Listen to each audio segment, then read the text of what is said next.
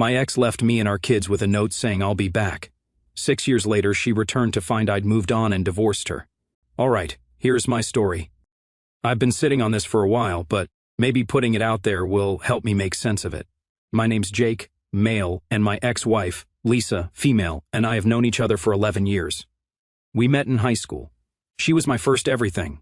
We got married after graduation, thinking we'd figure out life together. Turns out, Lisa had a very different idea of what figuring it out meant. At first, it was great. We had 2 amazing kids, a boy and a girl, and I thought we were solid. Sure, Lisa always had a taste for the finer, but I chalked it up to her wanting the best for our family. That's what you do, right? You justify it because you love them. But somewhere along the way, it stopped being about us and started being about her. Then I noticed Lisa changing bit by bit. She started hanging out with this new group of high-class moms from school. You know the type, always decked out in designer gear, talking about vacations in Bali or whatever. I figured, alright, cool, she's making friends. But then it started getting weird. Suddenly, she was talking about how we needed a nicer car, trendy outfits for the kids, and bags that cost more than our mortgage. At first, I thought maybe this is her way of showing love or trying to step up, but by the time the 5th Gucci bag landed in our closet, I was like, what the hell is going on? Is this a phase or some kind of shopping addiction? Things went downhill fast. Rent was late more than once, and I could see the credit card bills stacking up. Every time I tried to have a real talk about it, she'd hit me with, "You don't get it. I'm doing this for us," or "You don't understand what it takes to fit in as a mom these days." Like, what? Since when did being a mom mean living like a Kardashian? It wasn't just the spending. It was the attitude. She seemed more focused on keeping up with her new squad than keeping us afloat. It came to the point where I'd come home from a 10-hour shift, exhausted, and instead of finding some peace, there'd be another Amazon package or a shopping bag with stuff we didn't need. I was struggling to even pay rent on time, and every conversation about it felt like hitting a brick wall. I'd tell her, "Lisa, you've got to knock it off. We can't live like this." She'd roll her eyes and say, "Don't you want your family to have nice things?" or some other excuse about keeping up appearances. Then things got worse. Work slowed down and my hours got cut. Money was tighter than ever, and I was scrambling just to keep the lights on. I'd try to talk to Lisa about cutting back, but she acted like it wasn't her problem. "Don't you want us to enjoy life?" she'd snap.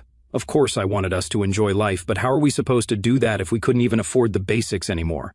I wasn't asking for the world, just for her to ease up on the unnecessary spending. I thought it was reasonable to expect her to pitch in by cutting back at least while we were struggling. It felt like I was carrying the weight of the world alone. No support, no understanding, just her piling on more stress. I thought maybe she'd step up, maybe we'd face the rough patch together. That's what partners do, right? Nope. So one night, the doomed night, I woke up and realized Lisa wasn't next to me. My first thought, midnight snack raid. My second thought, maybe she finally got that 3 a.m. explore the world bug she always joked about. Turns out, it wasn't a joke.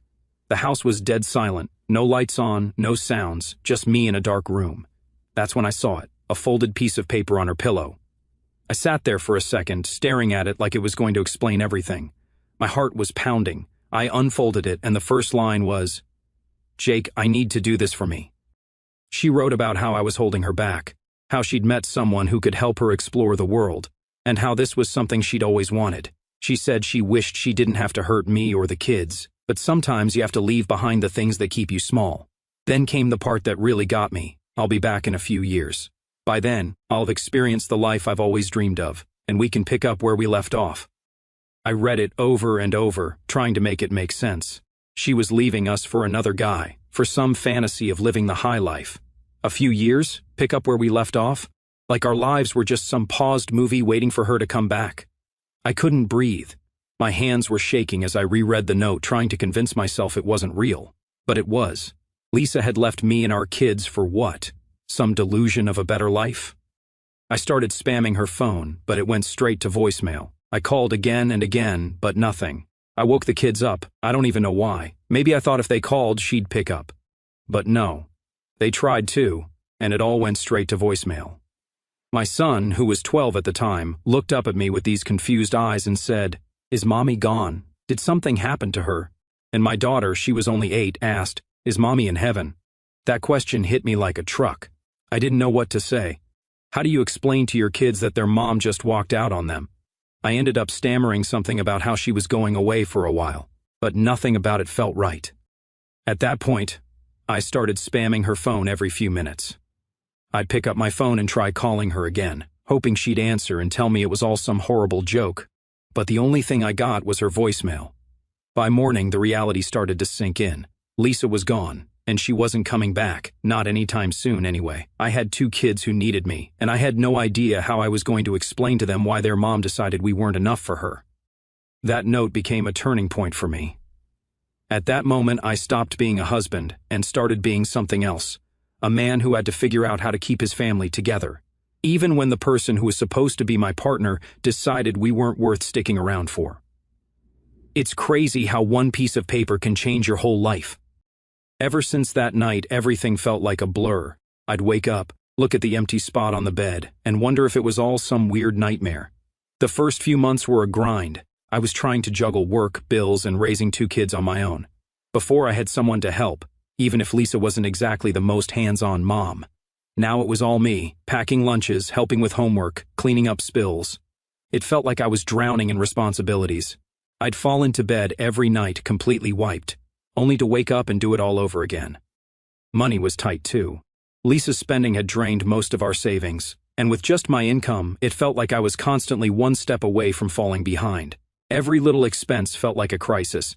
I constantly sat there wondering how the hell I was going to make it all work.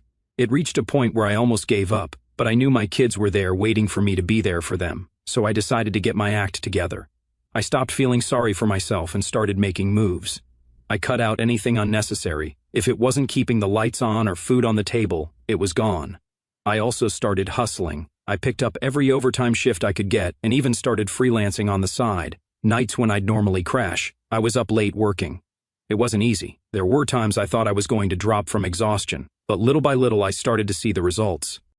I sold off anything we didn't need or use. That fancy coffee maker Lisa had to have gone. The treadmill collecting dust in the corner sold. It felt good, honestly, like I was taking control again. At home, I made sure the kids were taken care of. I cooked every meal, found secondhand clothes for them, and planned little outings, trips to the park, movie nights. Ben and Ellie, they were tougher than I ever gave them credit for. Sure, they missed their mom, and bedtime was rough for a while, but they started to adjust. One night, about 6 months after Lisa left, Ben came into my room holding a picture of her. He handed it to me and asked, "Do you think she'll ever come back?" Man, that question hit hard. I sat there staring at the picture. Back then, life felt so simple, like we were just your average happy family. I wanted to tell him she'd come back, that everything would go back to normal, but I couldn't lie to him. "I don't know, buddy," I said, "but no matter what, I'm here. We're going to be okay." Over time, things started to shift. It wasn't that life got easier, far from it, but it became manageable. I wasn't drowning anymore. No more surprise shopping sprees, no more arguments about money. For the first time in years, I felt like I could breathe. And it wasn't just the money. I started to feel like myself again. I took pride in how far we'd come, how much I'd been able to rebuild after everything fell apart. I wasn't just getting by, I was standing up stronger than before. And while I'd never planned to do this alone, I was proving to myself that I could. By the time a year had passed, I realized something. I didn't miss her. I missed the idea of her, sure, but the person who left that note, I didn't recognize her anymore. That's when I knew I couldn't keep dragging this around with me. When Lisa left, I thought, well, there's no handbook for this. Turns out, the handbook is called a lawyer. I explained the situation and filed for divorce. That felt weirdly liberating, like unsubscribing from a newsletter you didn't even sign up for. Since Lisa was nowhere to be found, the process was quick and easy. It wasn't like I wanted things to reach that far, but it was the right thing to do. I sold the house, a place that had started to feel like a museum of bad memories, and moved us to a smaller place in a quieter town. Lisa had hated the idea of moving somewhere less flashy, but I didn't care anymore. I was done living for her. Our new home wasn't much, just a little 2-bedroom house on the edge of town, but it felt like a fresh start, and the kids adjusted faster than I expected. By the time 3 years had passed, Lisa was like a distant memory, at least for me. For Ben and Ellie, it took a little longer. There were still moments when I'd have them asking small questions about her, but they stopped expecting answers. It was like they understood, in their own way, that she wasn't coming back. Life had settled into something that felt normal, even if it wasn't the life I'd imagined. I had my routines down, and I started noticing something strange around that time: freedom. Not the kind where you're running off to do whatever you want, but the quiet kind, without Lisa constantly draining my bank account or filling the house with her demands. I had room to breathe. I wasn't living paycheck to paycheck anymore, and I could actually save a little. Without Lisa's constant chaos, I started realizing how much lighter life could be. I wasn't tiptoeing around her moods, dodging her spending sprees, or trying to keep up with her never-ending quest for more. Ben and Ellie seemed to notice it too. They started smiling more, laughing more. Watching them thrive reminded me that Lisa leaving wasn't the tragedy I'd once thought it was. It was the reset we didn't know we needed. In fact, I also changed. I wasn't the same guy I'd been when Lisa left. I was sharper, more confident, and focused. A year after the divorce, I started thinking about the future in a way I hadn't before. Not the what if Lisa comes back kind of future, but one where I wasn't looking over my shoulder for the next disaster. I wanted to give my kids a sense of stability, maybe even a family again. When it came to the dating scene, apps, swipes, profiles, it was easy to find women reaching out to me, starting conversations, trying to catch my attention. But I wasn't chasing anything. I wasn't looking for someone to complete me or fill a gap. I wanted a partner who could keep up with me, someone who matched my energy and understood my priorities. But I wasn't looking for a quick fix or some grand romance. I wanted someone who fit into the life I'd built, someone who understood where I was coming from and wasn't trying to change me. Eventually, I reconnected with a woman from the bookstore.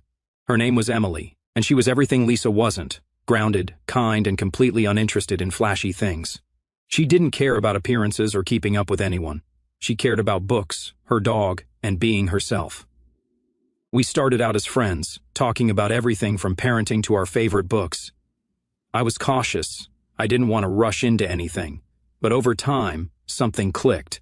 Emily became someone I looked forward to seeing, someone who made me feel like I could be myself without worrying about being judged. For Ben and Ellie, it was an adjustment. They were hesitant at first, but Emily never tried to force anything. She let them come to her in their own time, and eventually they did. By the time we started officially dating, they adored her. I didn't rush into introducing her to the rest of my life. It wasn't about replacing Lisa or erasing the past. It was about building something new, something better. Looking back, that time in my life was a turning point. I went from just surviving to actually living. And while Emily played a part in that, it wasn't about her. It was about finally letting go of Lisa's shadow. The freedom I'd found wasn't just financial or emotional. It was the freedom to imagine a life where I wasn't defined by Lisa's choices. A life where I could make my own. And one afternoon, my phone rang, and I almost didn't pick up because I didn't recognize the number. But something made me grab it. When I saw the caller ID, I froze. It was Lisa. For a second, I just stared at the screen like it might explode. I hadn't heard from her in 6 years. Not a call, not a text, nothing. And now, out of nowhere, she was calling me. Part of me wanted to ignore it, but I still shared kids with her, so I answered. The moment I said hello, she launched into full panic mode. "Jake, what the hell is going on? Who are these people in our house?" she yelled. At first, I had no idea what she was talking about. "What house?" I asked. "Our house," she snapped, like I was supposed to know. I came back, and there are strangers living there. That's when it clicked she was talking about the old house, the one I'd sold years ago after the divorce. I couldn't help it, I almost laughed. "Lisa, we don't own that house anymore. It's been sold for years. That's their house now." She went silent for a second, then started yelling again. "Why would you sell our home without telling me? You had no right to do that." I could feel my blood boiling, but I kept my voice calm. "There's no our anymore. You left, Lisa. You walked out on us and didn't look back. I didn't owe you anything." She started yelling at me, shouting, demanding to know why I would sell our home without her permission. I wasn't about to let her guilt trip me, so I just said, "You weren't here, Lisa. You left. I don't owe you anything." That shut her up for about 2 seconds before she sighed dramatically, like she was the victim in all of this, and said, "Fine. What's your new address? I need to come home and give my husband and kids a big kiss." I actually laughed at that, not even trying to hide it. "Lisa," I said, "we're not yours anymore. I'm remarried. My wife and I, along with the kids, have moved on. You don't have a home here." She went dead silent for a moment, and I could almost hear the gears in her head turning. Then, out of nowhere, she hit me with, "So you're telling me you cheated on me?" That one floored me. "Cheated? Seriously, Lisa? You left us. You walked out, left a note, and vanished for 6 years. You don't get to call this cheating. You abandoned your family." She completely lost it. She started yelling about how I was heartless and how I had ruined her life. I stayed calm and told her the truth, even though I knew she wouldn't want to hear it. Lisa, you're the one who ruined everything. In the 6 years you've been gone, we've had to rebuild, and we realized we don't need you anymore. You made that decision for us the day you left. She doubled down, saying I had no right to move on without her, like she was entitled to pick up where she left off whenever she felt like it. Then, and I kid you not, she said, "What's your address? I need to come and teach you a lesson." I couldn't help it, I let out a dry laugh. Teach me a lesson.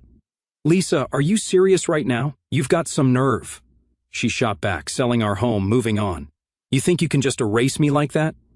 Erase you? I said, trying to keep my cool.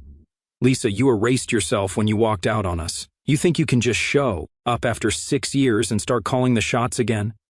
I'm your wife, she practically shouted. Were, I corrected. I admit I was playing on her nerves, but I enjoyed it. You were my wife. That ended the day you left. Now I have a new wife, and the kids and I have moved on. You don't get to come back, here acting like this. She scoffed. Oh, so you think this is all just fine? That I'm going to sit back while you ruin everything? Give me your address, or are you too much of a coward?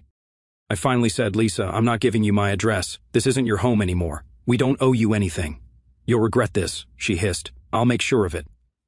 And then she hung up. Just like that, she thought she had the last word, but honestly, I was just relieved the call was over. I just stood there for a moment, staring at the phone like, what was she even thinking? It's been 6 years. She walked out on us, and now she thinks she can just come back in and act like nothing's changed? Unbelievable. I called Ben and Ellie into the living room and sat them down. I told them their mom had called and asked if they wanted to have a relationship with her. I wanted to give them the choice. It wasn't my place to make that decision for them.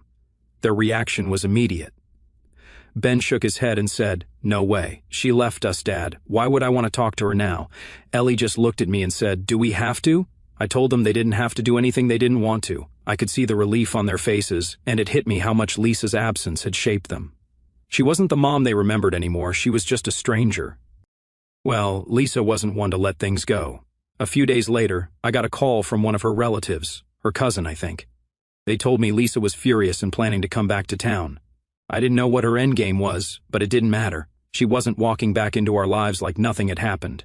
The thing is, Lisa had this way of twisting reality to suit her narrative. She didn't see herself as the person who abandoned her family. In her mind, she was the victim, the one who'd been wronged. But that wasn't my problem anymore. I had a new life, one I wasn't willing to compromise for her drama. Now with Lisa in the picture again, everything turned into chaos, as if 6 years of silence wasn't enough drama. After our phone call, I thought maybe she'd realize she wasn't welcome and leave us alone. But no, Lisa doubled down. She started calling and texting nonstop, leaving these rambling voicemails about how I'd betrayed her and how she deserved to be part of our lives again. At first I ignored her, but then things escalated. She even called once while I was at work. I picked up because I was tired of the constant interruptions. You think you can just replace me? She snapped the second I answered. Lisa, what do you want? I asked, trying to keep my cool. What do I want? I want my family back, she shouted. You had no right to move on without me. We were supposed to pick up where we left off. I couldn't believe what I was hearing. Pick up where we left off? I yelled. Lisa, you walked out on us. You left a note, disappeared, and didn't look back for 6 years. You don't get to show up now and act like nothing happened. She scoffed, like I was the unreasonable one. I told you I'd be back. You should have waited for me. That's what families do. They stick together. Families also don't abandon each other, I shot back. You didn't care about us when you left, and we don't owe you anything now. That's when she started throwing accusations. She claimed I was trying to erase her, that I'd brainwashed the kids against her, and that I cheated by remarrying. She even had the audacity to say, I hope your new wife knows she's living in my shadow. I hung up after that. There was no point arguing with her. She wasn't done. She started spreading rumors among her extended family, saying I'd stolen her house and kept the kids from her. Thankfully, her relatives weren't buying it. Then came the legal threats. She claimed we were still married and announced that she was planning to have my marriage to Emily annulled. Can you believe that? She acted like she could throw the reverse Uno card on my life because it didn't fit her narrative. Apparently, she thought the divorce didn't count because she hadn't been there to contest it. I couldn't help but laugh when I heard that one. Like she could just skip out for 6 years, then pop back in and declare the whole thing null and void. She was acting like the world had been on pause while she was gone, as if everything would be exactly how she left it, just waiting for her to pick back up whenever she felt like it. The sheer audacity of it all was mind-blowing. Lisa was so caught up in her own delusions that she genuinely thought her absence wouldn't change anything. That's not how the legal system or life works. I had the paperwork to prove the divorce was finalized, and she'd been notified through every legal channel possible back then. But apparently, ignoring reality was her specialty. She was throwing around big legal terms and acting like she had some sort of case, which was laughable, considering she abandoned us and had no leg to stand on. Emily and I talked it over, and honestly, we weren't even worried, just annoyed. Lisa's threats felt more like a tantrum than anything real, but it didn't make them any less irritating. I sent her a firm message through my lawyer reminding her that our divorce was legally finalized years ago and that she had no claim over my life or my family. I thought that would shut her down, but Lisa wasn't one to go quietly. Around this time, Lisa went full-on crazy mode. I guess when she realized I wasn't biting on her calls and messages, she decided to go after Emily instead. Lisa had somehow gotten her number, don't even ask me how, and had sent her this long chain of unhinged texts. Stuff like, "You think you can just take my place? You'll never be their real mom. You're nothing to them." And another one that said, "Jake is mine, and you'll never change that. Don't think for a second this is over." I was seeing red, like who does that? Emily didn't sign up for this crap. But Lisa wasn't done. She started spreading rumors about Emily around town, telling anyone who'd listen that Emily was a homewrecker and that she'd stolen me. It was laughable, honestly, but it still pissed me off. I wasn't about to let her keep pulling this crap. The next day, I went straight to my lawyer and filed for a restraining order. Lisa was officially out of chances. Of course, she didn't take it lying down. She kept trying to stir up trouble, but at least the restraining order gave me some leverage to shut her down. By the time Lisa's attempts to force her way back into our lives had run their course, I was done. Completely done. I tried to shut her off in every way possible. At some point, the calls stopped, the messages dried up. Maybe she finally realized there was no getting through to me. Or maybe she just moved on to her next scheme. Either way, the silence was a relief. For the first time in years, I didn't have to deal with her constant chaos, and I could focus entirely on my family and the life I'd rebuilt. It was like a weight had been lifted, a reminder that she no longer had any power over me or my choices. After a few months, life was finally calm.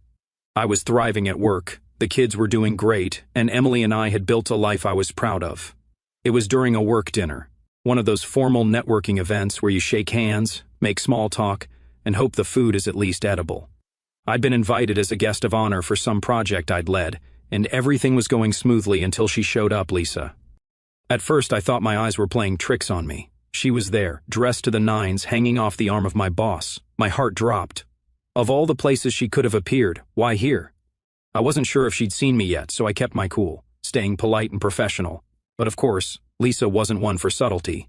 The moment her eyes locked on mine, she froze, then plastered on this fake smile like she hadn't ghosted me and the kids for 6 years. She walked over, dragging my boss with her, and started laying it on thick. "Jake, wow, I had no idea you'd be here." Her voice dripped with fake enthusiasm. I didn't say a word, just nodded politely and turned back to my conversation. She didn't like that. "Aren't you going to introduce me?" she asked loudly, trying to pull attention. I still didn't bite. Instead, I excused myself, grabbed my jacket, and made my way toward the exit. That's when it happened. Lisa lost it. "Really? You're just going to walk away?" she yelled, loud enough for half the room to turn and stare. "You think you can just erase me from your life? Jake, I am your life." Her outburst was so loud it stopped me in my tracks for a moment. I considered responding, putting her in her place right there in front of everyone. But then I looked around. My boss, my colleagues, strangers, and realized it wasn't worth it. Instead, I turned to her and said calmly, "Lisa, this isn't the time or place. You need to leave." She started ranting about how I'd ruined her life, how I'd stolen her family, and how she deserved better than this. It was embarrassing, honestly. I could feel everyone's eyes on us, but I refused to stoop to her level. I just shook my head, turned back around, and walked out of the room. That night, as I sat at home with Emily and the kids, I realized how far I'd come. Lisa's outburst didn't faze me, it was just noise. The life I had now, the family I'd rebuilt, was all that mattered. Emily asked me what had happened at the dinner, and when I told her, she just laughed and said, "Sounds like she hasn't changed a bit." "Nope," I said, smiling, "but I have. Because that's the truth. I'm not the guy Lisa left behind all those years ago. I've grown. I've built something real, something solid. And the best part? I've got the kind of family Lisa could never understand, a genuine one. Lisa's return might have been chaotic, but it reminded me of something important. I'm done with the past. My focus is on the people who truly matter, the ones who've stood by me through everything. And let me tell you, life, never been better. Thanks for sticking with me, guys. This journey's been a wild one, but I'm proud of where we've landed. Here's to new beginnings.